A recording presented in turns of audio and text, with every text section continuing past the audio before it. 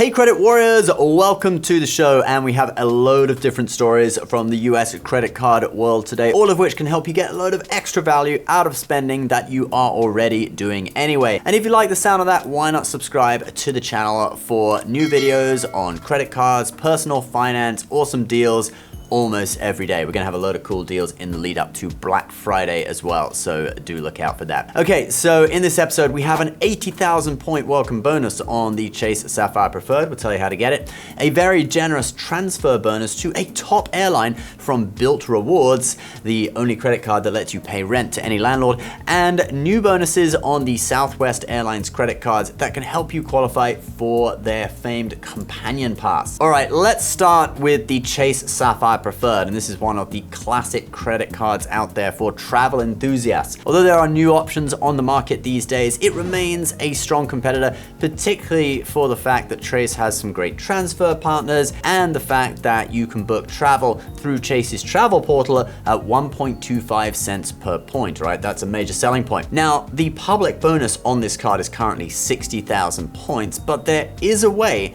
to get 80,000 points, according to a post on the r/subreddit. If you're not familiar with that, it's one of the best subreddits to look at for credit card related stuff. And here's what the guy says. Looks like more 80,000 point mailers for the CSP, Chase Sapphire Preferred, are going out. P2 received one today. By P2, he means player 2, so the person he is playing the credit card game with, probably his wife.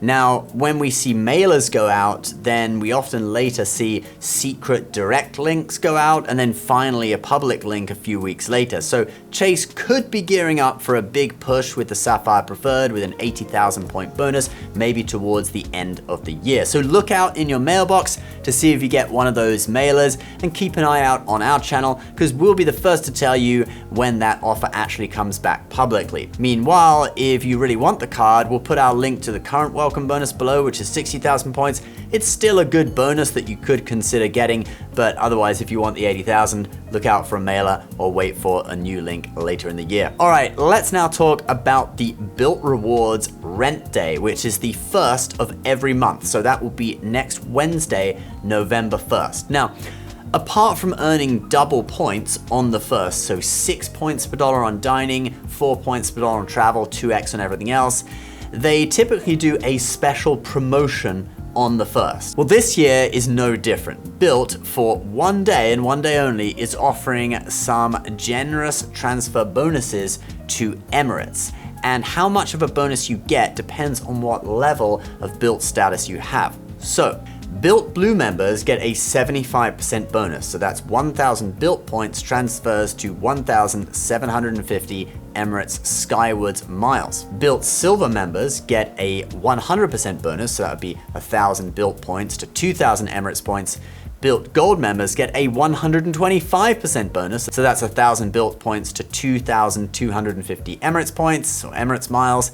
And BILT Platinum members get a 150% bonus, so that's 1,000 BILT points becomes 2,500 Emirates miles. Blue members are just regular members in the BILT program, so basically anyone can get this 75% bonus. And that's huge. Normally bonuses from other issuers are like 25% or 30%, up to maximum I've seen is probably 40%. But this is a minimum of 75%, even for the lowest status level in the program, and 150% for the highest. The way you move up through BILT status is by simply earning points from either using the BILT system to pay rent or using the BILT card on regular spending. You only have to earn 25,000 points in a calendar year to get silver. Here's their chart that shows you all the other levels. There's a little bit of a weird rule about how long status lasts though. Here's what they say. Status earned between January 1st and June 30th each year will expire January 31st the following year. Status earned between July 1st and December 31st will remain active the rest of the year in which it was earned and the entire following year. So if you earn your status in the second half of the year, it lasts longer. That's a pro tip for you. Anyway, let's go back to talking about this particular promotion. Emirates First Class is amazing. It's got awesome seats depending on which type of plane you fly on. You got the 777, you also got the A380. On the A380, they even have a shower suite. I remember Logan Paul turned it into a merch shop to sell his Maverick hoodies. But anyway, it's really cool that you'll be able to get it for around half price or even less than half price in points depending on your status level. Now normally we say don't transfer over points to an airline until you have found award availability and you want to book. Now obviously that isn't going to be possible in this case unless you coincidentally were planning a trip to Dubai or somewhere else via Dubai at that exact time. But actually, there's more to it than that, since you can also use Emirates miles on a load of other airlines, even including JetBlue in the US for US domestic flights. So it might make sense to transfer on Wednesday just since it is such a good deal. What do you think? If you were a BILT card holder or you are a BILT card holder, would you transfer even if you hadn't figured out how to use the points yet? Let me know in a comment below. I'll also put a link to a guide from Upgraded Points on the best uses for Emirate miles in a pinned comment below, so you can familiarize yourself with it before Wednesday, just in case you want to take the plunge and transfer. The BILT card, of course, is a fantastic card with no annual fee and a load of good transfer partners besides Emirates, including AA and Hyatt hotels. It's the only card that lets you pay rent to any landlord up to $100,000 in rent payments per year, and rent for many people is their single biggest expense per month that you normally can't pay with a credit card and can't earn any points on. I'll put a link to the BILT card below if you want to learn more about it. Alright, now for our last story of the day, and that is the new welcome bonus on the Chase Southwest airline cards that could potentially help you get the Southwest Companion Pass. Now the Companion Pass is basically a buy one get one free deal where you get to pick one companion who always gets to fly with you for free, apart from taxes and fees, which are usually I think $5.60 per one-way US domestic flight. The pass could potentially save you hundreds or even thousands of dollars depending on how often you fly. You need to accumulate 135,000 Southwest miles in your account in a calendar year, and you will get the pass for the whole of the following year and whatever remains of the year you are in. The points earned on the Southwest credit cards do count for the Companion Pass. So if I earned 135,000 points in the first month of 2024, I would get the pass for pretty much 2 years. Now recently the bonus on the Southwest credit cards from Chase has been 50,000 points, but they literally today just raised the bonus to 75,000 points for spending $3,000 on purchases in your first 3 months.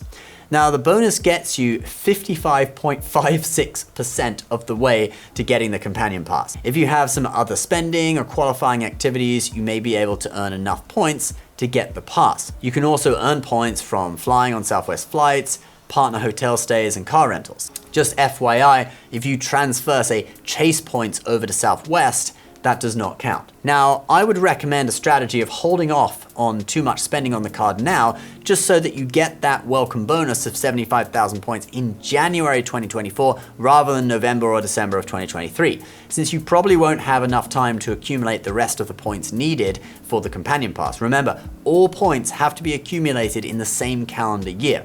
But if you get 75,000 points in January 2024, then you have 12 months to accumulate the remaining 60,000 points needed to hit 135,000 points and get the pass for the rest of that year and the whole of 2025. You guys think that's a good strategy, or could you accumulate all the points needed in 2023? I don't think you can, but let me know what you think in the comments below. Now there are 3 different Southwest personal cards to choose from with varying levels of benefits and different annual fees. There's also a Southwest business card that is actually offering 80,000 points for spending $5,000 in your first 3 months. So that gets you a little bit closer to your target. And in addition, all these cards give between 3,000 and 9,000 points as a bonus on your card member anniversary, which would fall in 2024 if you get the card now, so that gets you a little bit closer as well.